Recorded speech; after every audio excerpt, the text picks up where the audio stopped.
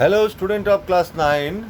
Today I am explaining the study of gas laws. Study of gas laws. In this chapter, you need to know the behavior of gases under changes of temperature and pressure, then Boyle's law, Charles' law, Combine's law, and the relationship between Kelvin scale and Celsius scales.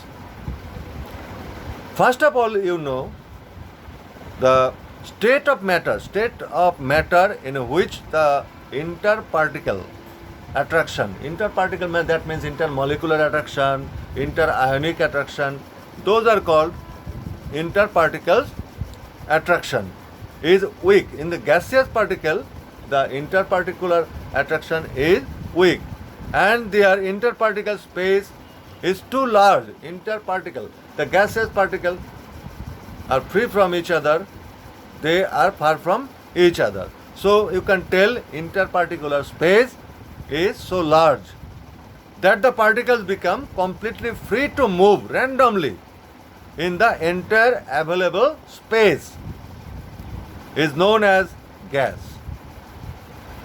Okay. Gas occupies the entire space.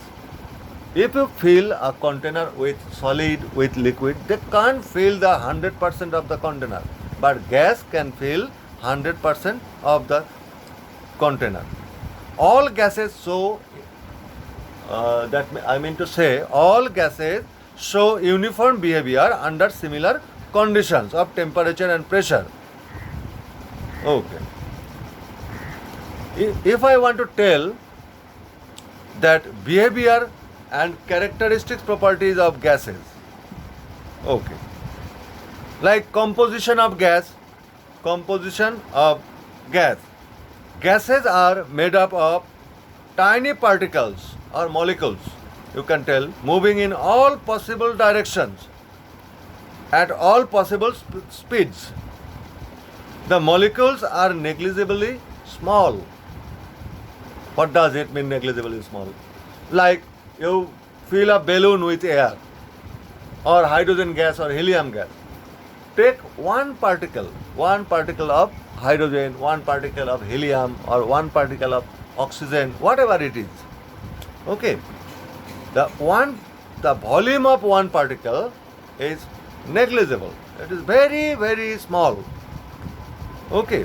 Then gases have neither a fixed volume nor a fixed shape. You know that one. Previously I told the interparticular space is huge. Okay. So like 100 centimeter cube or 1000 centimeter cube or 1 liter of gas filled with 2 liter of a balloon. A balloon has the capacity 2 liter. A balloon has the capacity 2 liter. Fill it. Okay. Again you can press air or gases, the balloon will be increased. So volume can be changed. Or you can compress it. It is highly compressible or expansible. Okay. The particles of gases are free to move in the entire space available to them. Their movement is restricted only by the walls of the container. If container is not there, they can move far away. That is why you need to keep the gases in a container. They attain the shape of the container vessel. If the container vessel is cylindrical, so gas volume will be cylindrical. If it is cubical, the gas volume will be cubical. Okay.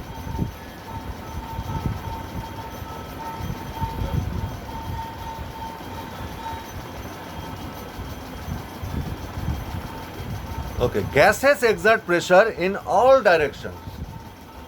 Gases exert pressure in all directions. The moving particles, easily we can tell the moving particles of a gas collide with each other. The moving particles that collide each other and rebounds with a container vessel, like 3 boys or 3 girls are there. Okay, they are moving and collide with the classroom wall. So wall will feel some pressure. Okay, okay. Due to the collision, gas molecules exert pressure. Okay, it has been found that a given temperature and time and area, the same number of molecules of a gas strike against the walls of the container, thus gases exert the same pressure in all directions. Like 3 boys come this wall and these 3 boys will come another wall, opposite wall. So pressure will be the same. Gases are highly compressible. Highly compressible. I told that one. Intermolecular spaces are very high. So if you applied pressure, so it can compress. Okay. There are, again I am telling, there are large interparticle spaces between the gas molecules, and this accounts for the high compressibility of gases. On applying pressure, the molecules come closer, thus decreasing the volume of the gas. For simplicity, you can tell the volume of a gas is inversely proportional to the applied pressure. Volume of a gas is inversely proportional to the applied pressure. Understood? Okay. Gases are highly expansible. How can you explain? Gases increase in volume on decrease in pressure and increase in its volume by increasing temperature. When pressure on an enclosed gas is reduced, the particles move apart, thus increasing their intermolecular spaces. As a result, the volume of the gases increases. When an enclosed gas is heated, kinetic energy of its molecule increases. The molecules start moving faster and further apart from each other, resulting in an increase in the volume of the gas. Okay. Gases have low density. The number of molecules per unit volume in a gas is very small as compared to solid and liquid. Gases have large intermolecular spaces between their molecules. Therefore, gases have very low density. Okay. Lastly, the gases have a natural tendency to mix with one another. It is called diffusion. What is called diffusion?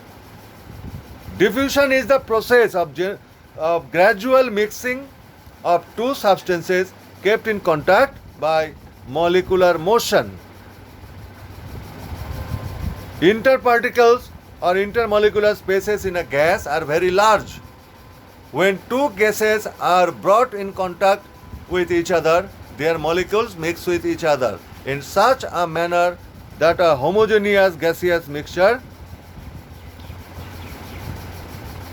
is formed. Like you took two glassmate container. One is filled with nitrogen dioxide, which is brown in color, another with carbon dioxide, which is colorless, and attach the gas jar face to face and remove the stopper. After few seconds or 1 minute, you can see both gas jar, it will be brown gases. That means they mix each other. And gases can be liquefied. How to liquefy a gas? On cooling, the kinetic energy of the molecules of a gas is reduced. The kinetic energy of the molecule of a gas is reduced, and on applying pressure on a cooled gas, the molecules come closer. Okay, intermolecular spaces are high. When they are cooling, they come closer in a certain distance. Okay. Okay, so their density will be increased. As a result, it will be liquefied. Okay. In the next lecture, I will explain the Boyle's law, Charles' law, and combined law. Thank you.